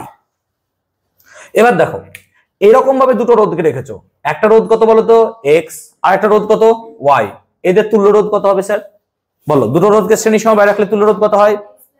x plus y। তাহলে প্রশ্নানুসারে x প্লাস y তোকে বলে দিয়েছে কত বলতো? এটা 1 নম্বর ইকুয়েশন পাওয়া যাবে। আবার বলছে এই দুটো রোধকে যদি আমরা সমান্তরালে বসাই, সমান্তরালে, তাহলে তুল্য রোধ কত হচ্ছে? তাহলে 6 ওহম। এবার দুটো রোধ, একটা হচ্ছে x আর একটা হচ্ছে y, এদের সমান্তরাল সমবায়ের ফর্মুলা কি রে? শিখিয়েছিলাম। দুটো রোধের সমান্তরাল সমবায় তুল্য রোধের ফর্মুলা বল কি? R1 R2 by R1 plus yes, দুটি রোধের গুণ বাই দুটি রোধের যোগ। ঠিক মনে পড়ছে যে দুটি রোধ R1 R2 যদি সমান্তরাল সমবায় থাকে, তাহলে তাদের তুল্য রোধ হবে R1 * R2 বাই কত হয়? R1 plus R2। তাহলে এখানে x আর y আছে, সেজন্য আমরা কি লিখবো? x গুণিত y বাই কত লিখবো বলতো? x প্লাস y সমান কত লিখবো? 6। হ্যাঁ না বল। তাহলে এটা সমান্তরাল সমবায় তুল্য রোধ হবে না? হবে না? হবে তো। ঠিক আছে, এটা বোঝাতে পেরেছি? এটা শিখিয়েছিলাম ক্লাসে, মনে পড়ছে? মনে পড়ছে? চলো এবার দেখ x প্লাস y মানে কত রে? x প্লাস y মানে কত? 25। তাহলে প্রশ্নানুসারে x গুণিত y মানে কত হচ্ছে? 25 গুণিত 6, তাহলে কত হয়ে যাবে? 150। বুঝতে পারলি? এটা এখানে গুণ করলাম, যে বুঝতে পারিসনি বল আমাকে। তাহলে এইটাকে দাঁড়ালো 2 নম্বর ইকুয়েশন। এবার এই দুটোকে সলভ করে তোমাকে কি বার করতে হবে? x আর y। অবভিয়াসলি পারবো স্যার, প্রতিস্থাপন পদ্ধতি চলে যাব। y সমান 150 বাই x এখানে বসাবো স্যার, সুন্দর অঙ্ক আমার হয়ে যাবে। ঠিক আছে, আমি ওই প্রসেসে করছি না, আমি অন্য প্রসেসে করছি। আমি কি বললাম বোঝাতে পেরেছি তোমাদের? তুমি এখান থেকে y সমান কত লিখবে? 150 বাই x দিয়ে y এর মানটা এখানে বসাবো। ওয়াই এর মান যদি এখানে 150 বাই এক্স বসাও তাহলে দ্বিঘাত সমীকরণ চলে আসবে, হ্যাঁ না বলো? আর দ্বিঘাত সমীকরণ তুমি সমাধান করবে বাই যে কোনো মেথড একটা করতে পারো, তুমি মিডল টার্ম ফ্যাক্টর করতে পারো, বা তুমি শ্রীধর আচার্য তো বসিয়ে গেছে আমাদের, যে কোনো একটা ইউজ করতে পারো। কিন্তু আমি ওইভাবে যাচ্ছি না, আমি অপনয়ন করব, আমার সুবিধা হয়। তাহলে এক কাজ করি, এক্স প্লাস ওয়াই সমান 25 যদি জানি, আমরা এক কাজ করি এক্স মাইনাস ওয়াইটা বার করি। কি করে বার করবো? তার জন্য স্কোয়ার লাগবে। তাহলে এক্স মাইনাস ওয়াই এর হোল স্কোয়ার একটা ফর্মুলা আমার জানা আছে, এক্স প্লাস ওয়াই এর হোল স্কোয়ার মাইনাস কত হবে বলতো? অবভিয়াসলি তাই হবে। তাহলে এখন এক্স প্লাস ওয়াই এর হোল স্কোয়ার মানে কি রে? 25। তাহলে 25 এর স্কোয়ার নাকি মাইনাস 4 ইন্টু কত হলো? 150। ঠিক বললাম কি না? তাহলে 25 এর স্কোয়ার মানে কত রে? 625। 4 ইন্টু 150 মানে কত হলো? 600। তার মানে কত দাঁড়ালো রে? 25। তাহলে এক্স মাইনাস ওয়াই এর হোল স্কোয়ার মানে 25। তাহলে এক্স মাইনাস ওয়াই মানে কত স্যার? Plus minus 5। আমি প্লাসটাকেই ধরলাম, আমি ধরে নিচ্ছি এক্সটা বড়, ধরে চলো, অসুবিধা নাই, কোনো সমস্যা নাই। এক্স মাইনাস ওয়াই মানে কত ধরলাম? 5, প্লাসই ধরলাম আমরা। তাহলে এটা কত নম্বর ইকুয়েশন দাঁড়ালো? 3। এবার 1 আর 3 সমাধান করে আমি এক্স আর ওয়াই বার করতে পারবো, নাহলে আমার আমার মনের মধ্যে একটা কোশ্চেন মার্ক থাকবে যে are you reading in class 10 or not. তাহলে 1 আর 3 কে সমাধান করো, এক্স আর ওয়াই বার করো, অঙ্ক শেষ। চলো করবো। তাহলে 1 ও 3 সমীকরণ সমাধান করে পাই। তাহলে 1 ও 3, তাও জানি পারবি না তোর অনেকে, সমীকরণ থেকে পাই। তোদের মনে হতে পারে সেটা অঙ্ক, হ্যাঁ অঙ্ক, কিন্তু ফিজিক্সের অঙ্ক, কিন্তু এটা অঙ্ক, ম্যাথ সাবজেক্টের অঙ্ক, কিন্তু ফিজিক্স ফিজিক্স পড়তে গেলে ফিজিক্স প্লাস ম্যাথ দুটোতে স্ট্রং হতে হয়। সেজন্য তোদেরকে কি বলা হয় ছোটবেলায় একটা, ভেরি গুড, তাহলে ছোটবেলায় একটা যুক্তি আমাদেরকে কি দেওয়া হয় বলতো, যে অঙ্কটা স্ট্রং কর, তোর সব সাবজেক্ট ভালো হয়ে যাবে নাকি। চলো ওকে, সবার অঙ্ক নাও ভালো লাগতে পারে, অনেকে আর্টস ভালো লাগতে পারে, বাংলা পড়তে ভালো লাগতে পারে। 15-10 এসছে, তাই দেখো করে দিই। দেখো দেখো ঐশী দেখো, ঐশী ভাবছে স্যার কখন অঙ্কটা করবে। এক্স মাইনাস ওয়াই সমান 5, ঠিক তো? আচ্ছা দেখো এটাকে যোগ করে দাও, যোগ করে দিলে তোমাদের এভাবে কাটতে শিখিয়েছিলেন স্যার, ওয়াই ওয়াই কেটে যায়। তাহলে 2x সমান কত দাঁড়ায়? 30। তাহলে x সমান দাঁড়ায় কত? 15। x যদি 15 দাঁড়ায়, এখানে x এর মান বসাও। তাহলে 15 প্লাস y সমান কত রে? 25। তাহলে y সমান কত আসছে? 10। অতএব নির্ণেয় রোধ দুটি হলো 15 ওহম এবং 10 ওহম। ক্লিয়ার? নির্ণেয় নয়, সরি নির্ণীত, লেখো নির্ণীত রোধ দুটি হলো 15 ওহম এবং 10 ওহম। এটা মিটিয়ে দিলাম। নির্ণীত রোধ দুটি হলো 15 ওহম এবং 10 ওহম। আই হোপ ক্লিয়ার করতে পেরেছি সবাইকে। দিনটা বুঝতে পেরেছ? শোনা ক্লিয়ার হয়েছে? চলো নেক্সট 11 নম্বর অঙ্ক। কৃতি পর 11 নম্বর অঙ্কটা। অঙ্কগুলো সোজা লাগছে, বুঝতে পারছি। ফিজিক্স কি একটু এখন গ্র্যাবে এসছে যে না ঠিক আছে, মনে হচ্ছে স্যার হবে হবে আমাদের হবে। চলো কৃতি পড়ো। রোধ বিশিষ্ট একটি তারকে সমান দুভাগে ভাগ করে সমান্তরাল সমবায়ে যুক্ত করা হলো। তুল্যরোধ কত হবে? তাহলে একটা 10 ওহম রোধের তার আছে, ইমাজিন করো একটা এরকম 10 ওহম তারের রোধ। ওকে স্যার 10 ওহম রোধের তার, একে কি করছি? সমান দুভাগে ভাগছি, ভাব এরকম করে কেটে দিলাম। তাহলে 10 ওহম রোধের তারকে যদি দুভাগে ভাগ করা হয়, প্রতিটা ভাগের রোধ কত হবে বলতো? 5 ওহম করে, প্রতিটা রোধ 5 ওহম হয়ে গেল। তাহলে দেখো 10 ওহম রোধের তারটিকে সমান দুভাগে ভাগ করলে, 10 ওহম রোধের তারটিকে সমান দুভাগে ভাগ করলে, 10 ওহম রোধের তারকে সমান দুভাগে ভাগ করলে প্রতি ভাগের রোধ হয় 5 ওহম। 10 ওহম রোধের তারটিকে সমান দুভাগে ভাগ করলে প্রতি ভাগের রোধ হয় 5 ওহম করে। এবার তোকে প্রশ্ন কি বলছি নীলাক্ষী? বলছে 5 ওহম রোধ দুটোকে সমান্তরালে বসা। তাহলে 5 ওহমের দুটো রোধকে সমান্তরাল সমবায়ে বসালে তাদের তুল্য রোধ কত হবে? তাহলে এক্ষুনি তো শিখালাম নাকি রে, যে দুটি রোধ যদি সমান্তরাল সমবায়ে থাকে তাহলে তুল্য রোধ লেখ। তাহলে অতএব তুল্য রোধ সমান কি হবে? 5 গুণিত 5 বাই কত হবে? 5 প্লাস 5। বুঝতে পারলাম ব্যাপারটা? তাহলে দেখো অতএব তুল্য রোধ সমান 5 গুণিত 5 বাই 5 প্লাস 5। কত হবে বেশি?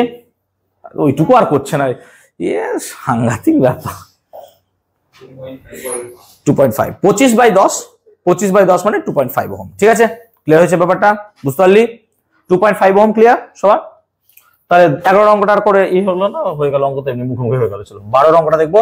চলো 12 অঙ্কটা পড়ো। কেউ একজন পড়ো দেখি, শুভ পড়ো। হ্যাঁ দাঁড়াও আমি অঙ্কটা একবার শুনে নি, বলো। এই তুই জানিস না 25/10 কত? এদিকে দেখ। আচ্ছা জানিস তো, চলো বলো। এই বাবা আস্তে ভালো করে বলো, কেমন করছো? চলো এটা 11 নম্বর না 12 নম্বর? 12, চলো পড়ো। 30 ওহম রোধ বিশিষ্ট একটি পরিবাহীর মধ্যে দিয়ে 10 অ্যাম্পিয়ার তড়িৎ প্রবাহ পাঠালে কি হারে তাপ উৎপন্ন হবে? তাহলে 30 ওহম রোধের মধ্য দিয়ে একটা তারের মধ্য দিয়ে, ভালো করে শোনো, যদি কত অ্যাম্পিয়ার কারেন্ট? 5 অ্যাম্পিয়ার, 10 অ্যাম্পিয়ার যায়, তাহলে কত বলো, কত অ্যান্সার আছে? 3000। তাহলে আমাকে রোধ দিয়ে দিয়েছে, তাহলে রোধ কত দিয়েছে স্যার? 30 ওহম। আর প্রবাহ মাত্রা দিয়েছে, প্রবাহ মাত্রা কত দিয়েছে তোকে? 10 অ্যাম্পিয়ার। এবার প্রশ্ন বলছে কি হারে তাপ উৎপন্ন হবে। দেখ ফিজিক্সে হার বলতে গড়ার হারকে বোঝায় না, ফিজিক্সে হার বলতে 1/সময়কে বোঝায়, মানে সময়। তার মানে হার বলতে বোঝায় সময়, আর কি হারে মানে সময় হবে তোর কাছে কি বলতো? 1 সেকেন্ড। এটা হচ্ছে মনে রাখবো। তাহলে কি হার মানে 1 সেকেন্ড। আচ্ছা যদি হার না বলতো 10 সেকেন্ড বলতো, তাহলে এখানে কি লিখতাম? 10 লিখে দিতাম। আমি কি বলতে পারলাম ব্যাপারটা? কি হারে তাপ উৎপন্ন হবে, তাহলে তোকে কি বার করতে হবে বলতো? তাপ বার করতে হবে। চল বার করলে তাপ। তাহলে আমরা কি জানি? স্যার জানেন H সমান, এবার ভালো করে বুঝবি এই জায়গাটা, এই জায়গায় খেলা আছে, বোঝ। I²RT। তোদের ফর্মুলায় দেখবি আমি শিখিয়েছিলাম I²RT বাই কি লিখি? জে, মনে করতে পারিস। কিন্তু আমি জেটাকে যদি 1 ধরবো, ভালো করে শোনো জায়গাটা, জে কে যদি 1 ধরা হয় না, তখন তাপের এককটা জুল এককে আসবে। তাই যখন আমি জে কে 1 ধরবো, তাপটা কোন এককে আসবে? বেটা জুলে। কিন্তু যদি আমি জে এর মানটাকে 4.2 ধরি, তখন এটা আসবে ক্যালোরি এককে। তো প্রশ্ন তো তোকে ক্যালোরি বা জুল কিছু বলেনি, তো জে এর মানটাকে কেন ভাগ করতে যাবো? শুধু শুধু অঙ্কে মুসিবত বাড়াবো নিজের। তো জে এর ভ্যালু কত বসিয়ে দিব? 1 বসিয়ে দিব। বুঝতে পারলাম? তাহলে জে এর মানে 1, মানে এককটা কিসে আসবে বলতো? জুলে। ক্লিয়ার? চল বসা। তাহলে কত হবে? I² মানে কত হচ্ছে? 10 এর স্কোয়ার, আর কত রে? 30, আর টি কত? 1, তাহলে কত হয়ে গেল? মানে 3000। এবার এককটা কি হবে স্যার? দেখো যখনই হার বলেছে মানে পার সেকেন্ডে অ্যান্সার আসবে, সেজন্য লিখবে অতএব উৎপন্ন তাপের হার 3000 জুল পার সেকেন্ড। হ্যাঁ এটা পার সেকেন্ডটা লিখতে হবে কিন্তু, হ্যাঁ যেহেতু হার চেয়েছে তোমাকে, ঠিক আছে? জিত চাইনি, হার চেয়েছে। চলো 13 নম্বরটা। হ্যাঁ আমি খুব খুশি এই কারণে যে তোদের সিলেবাস প্রায় শেষের দিকে, আমার এখন রিল্যাক্স করার টাইম। প্রচুর বকেছি, ডিসেম্বর মাস থেকে বকছি, এবার তোদের কষ্ট হবে, কারণ প্রত্যেক সপ্তাহে 10 পাতা 8 পাতা করে দিয়ে দিব, হোমওয়ার্ক দিয়ে দেবো, আর চেক করবো আমি। ঠিক আছে, ওকে। চলো 13টা কেউ একজন পড়ো দেখি। অনেশা পড়ো, শুনতে পাবো কিনা জানি না, পড়ো। অনেশা গলার ভয়েস খুব কম। এই তো ভালো। 100 ওয়াট বাতিকে 110 ভোল্ট লাইনে যুক্ত করলে 1 ঘন্টায় কত তড়িৎ শক্তি? খুব ভালো প্রশ্ন, এটা আন্ডারলাইন করবে। বলছে 220 ভোল্ট কত রে? 100 ওয়াট নাকি? এই কি ঠিক বললাম তো? দাঁড়াও দেখছি। 220 ভোল্ট 100 ওয়াট, ভালো করে বলছে। তাহলে 220 ভোল্ট 100 ওয়াটের একটা বাতি, তাহলে তার রোধ বার করবো আমরা। তার রোধ কত এটা বার কর। আচ্ছা ফর্মুলা একটা জানি আমরা, কি বলতো? পি সমান কত হয় রে? V²/R, মনে পড়ছে ফর্মুলা? তাহলে আর সমান কত হচ্ছে বলতো? V²/P। চল ফর্মুলা দিয়ে রোধটা বার কর। তাহলে V² কত হবে রে? 220 গুণিত কত হবে? 220/100, কাটাপিটি করলে কত হয়? 484। তার মানে যে বাতিটার আমি কথা বলছি তার রোধ হচ্ছে 484 ওহম।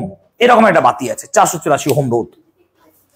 এই রোধকে তোমাকে বলছে 110 ভোল্ট বিভবে চালাচ্ছ, 220 ভোল্টে চালাচ্ছ না, কততে চালাচ্ছ তুমি? 110-এ। তাহলে যখনই তুমি 220 ভোল্টের জায়গায় 110 ভোল্টে চালাবে, তখন তোমার ফর্মুলাও চেঞ্জ হবে। কি চেয়েছে ফাইনাল প্রশ্নটা? তাপ না কি চেয়েছে বলো তো একটু? 1 ঘন্টায় কত তড়িৎ শক্তি? তড়িৎ শক্তি মানে এই ফর্মুলাটা নাকি? তড়িৎ শক্তি 1 ঘন্টা। তাহলে আমাকে এখন দিয়েছে কি কি? প্রদত্ত। প্রদত্ত দিয়েছে দেখো টাইম 1 ঘন্টা দিয়েছে। 1 ঘন্টা মানে কত সেকেন্ড? 3600 সেকেন্ড। 1 ঘন্টা বললি তো? 1 ঘন্টা মানে 3600 সেকেন্ড। বাবা ফোন করিস না এখন। 1 ঘন্টা মানে 3600 সেকেন্ড। আর আমাকে বিভব দিয়েছে ভোল্ট, বিভব দিয়েছে কত রে? 110 ভোল্ট। তাহলে উৎপন্ন তাপ কত হবে? শক্তি। তাহলে H সমান কত হবে স্যার? I²RT। এটাই তো ফর্মুলা শিখিয়েছেন আপনি এতদিন। হ্যাঁ কিন্তু I তো তোর জানিস না, তাই I কি লিখবি? I মানে লিখবি V/R। হ্যাঁ না বল? বুঝতে পারলাম। কেন রে? V সমান কি হয়? ওহম মনে আছে তো, ভি সমান আই আর, ওহম মনে আছে তো, তাহলে আই সমান ভি বাই আর বসিয়ে দিলাম। তাহলে এটা যদি ঠিকঠাক করি আমরা, তাহলে ভি স্কোয়ার বাই আর গুণিত টি এটাই দাঁড়ায়। চলো, ভি স্কোয়ার কত? ভি স্কোয়ার মানে স্যার 110 গুণিত 110, আর দেখ আর মানে কত রে? 484। আচ্ছা 484টা কি করে পেয়েছিলিস বলতো? 22 এর সাথে 22 গুণ করে, হ্যাঁ না বল? তাহলে আমি 484 না লিখে কি লিখছি বলতো? 22 গুণিত 22। কেন বলতো? দেখ 11 সাথে 22 কাটবো বলে, বুঝাতে পেরেছি? সোজা হবে। ক্লিয়ার? আচ্ছা, আর টাইম কত দিয়েছে তোকে? টাইম কত দিয়েছে? 3600। ক্লিয়ার হয়েছে? তাহলে দেখ ভালো করে দেখ, ভালো করে দেখ, তাহলে 110 কে 10 রাখ, 22 কে 2 দিয়ে কাট, হ্যাঁ না বল? 11। আর সেম 10 রাখ, 2 দিয়ে কাট, তাহলে 2 2 কত হয়ে গেল? 4। এবার দেখ 2 2 4, 4 কে 3600 কাটলে কত হবে রে? 900। তাহলে ফাইনাল অ্যান্সার হলো 900 গুণিত 0 0, তাহলে কত হয়ে গেল? 100। তার মানে 90,000 আসবে নাকি রে? জুল। হ্যাঁ ঠিক আছে, এতদূর ক্লিয়ার হয়েছে সবার? বুঝতে পেরেছি? দেখে নাও কোন জায়গায় ক্যালকুলেশনে ভুল আছে একবার দেখে নিও চট করে। ক্লিয়ার হয়েছে? লাস্ট অঙ্ক নাকি আজকে? 14 নম্বর অঙ্ক। চলো 14 লাস্ট অঙ্ক।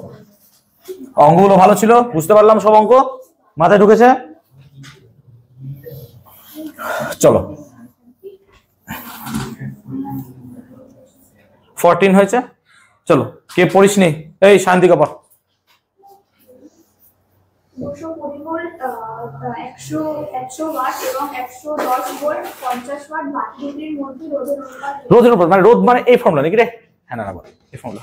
তাহলে আমরা দুটো বাতি দু রকম লিখি, লেখো। আচ্ছা, একটা কি দিয়েছে বেটা? 220 ভোল্ট 100 ওয়াট। তাহলে 14 নম্বরটার ক্ষেত্রে লিখবো 220 ভোল্ট 100 ওয়াটের ক্ষেত্রে আমরা কি লিখবো? স্যার V1 মানে হচ্ছে 220 ভোল্ট, আর P1 মানে হচ্ছে কত? P1 মানে হচ্ছে স্যার 100 ওয়াট। তাহলে R1 কত হবে sir? V1 square by P1 নাকি রে? তাহলে 220 গুণিত 220 বাই কত হবে? 100। এটা ঠিক রে? R1 এর মান হবে না? হবে না বল? কোথা থেকে পেলাম? এই যে রে, চোখে দেখ, নিশ্চয়ই চোখে ভালো আছে, এটা থেকে পেলাম।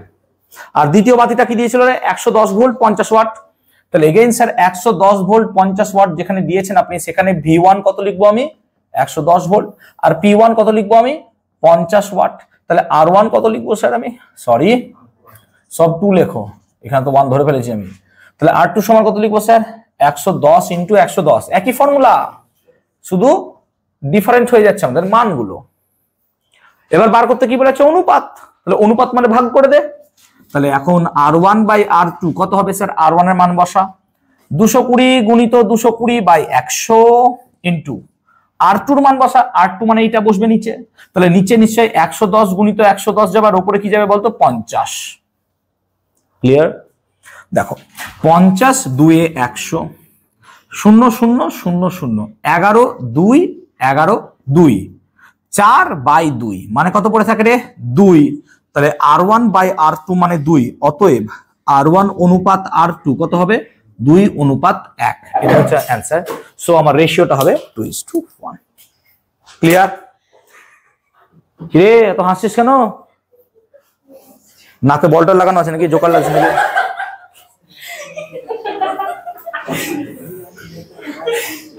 ওকে, পিছনে কিছু লাগানো নাই তো? চুল টুল ঠিক আছে? তো সেকেন্ড টার্ম পরীক্ষার জন্য অল দ্য ভেরি বেস্ট, ভালো করে পরীক্ষা দিও। আই হোপ সব তো রেডি করেই দিয়েছি আমি। ক্লিয়ার? ঠিক আছে? হ্যাঁ, পরের দিন ক্লাস নাও, ছুটি থাকবে, 1 সপ্তাহ ছুটি থাকবে, একটু শান্তি দাও। 1 সপ্তাহ। ক্লিয়ার? আচ্ছা, আজকে দেখবি গ্রুপে একটা লিংক হয়তো দেবো তোদের। আমাদের অনলি ফিজিক্স এর একটা অ্যাপ আমি আগে লঞ্চ করেছিলাম, কিন্তু সেটা খুব বাজে অবস্থায় ছিল। এবার ফাইনালি যেটা আমরা অ্যাপ লঞ্চ করেছি, ঠিক আছে? হ্যাঁ, আপডেটেড ভার্সন অবভিয়াসলি। সেখানে আমাদের কি বলার নাম, ধাতুবিদ্যা, আর ধাতুবিদ্যা বোধহয় প্রশ্নোত্তরগুলো করে দিয়েছিলাম নাকি রে? ধাতুবিদ্যা প্রশ্নোত্তরগুলো করে দিয়েছিলাম তো, যেটা আমি দিয়েছিলাম। অজৈব রসায়নের প্রশ্ন উত্তরগুলো তো অনেকে পাবি না। দেখবি যে অ্যামোনিয়ার সাথে অতিরিক্ত গাঢ় ক্লোরিনের বিক্রিয়া কি হয়, এটা পাবি না। তাহলে এগুলো তোদের সহায়িকাতে আছে। এবার আমি এগুলোকে খাতায়, আবার প্রিভিয়াস কোনো স্টুডেন্ট লিখেছিল তার খাতাটা যেহেতু আমার কাছে আছে, তাহলে সেই খাতা থেকে আমি প্রশ্নগুলোর উত্তর তুলে দেবো। ঠিক আছে? অ্যাপেও থাকবে, তাদের হয়তো আমি এতেও দিয়ে দেবো। অ্যাপে থাকলে সব সাজানো থাকে, ঠিক আছে? পরপর সাজানো আছে, ফ্রিতেই আছে সব, তো দেখে নিস ওখান থেকে। ঠিক আছে, ডাউনলোড করে নিস, যখন আমি লিঙ্ক দেবো সেখান থেকে। ক্লিয়ার? আর দরকার পড়লে একবার রেটিং দিয়ে দিস, খারাপ ভালো খারাপই বলিস না, ভালোই বলিস, ঠিক আছে? ওকে। আর ইউটিউবে আমি একটা ভিডিও দিয়ে দিব অ্যাপ কিভাবে ইউজ করতে হয়, 6 মিনিটের একটা ভিডিও, সোজাই আছে, একদম ইজি। তো সেটা একবার দেখে নিস, ঠিক আছে? আর একটু বন্ধুদের মধ্যে একটু শেয়ার করে দিস যদি পারিস, অবভিয়াসলি।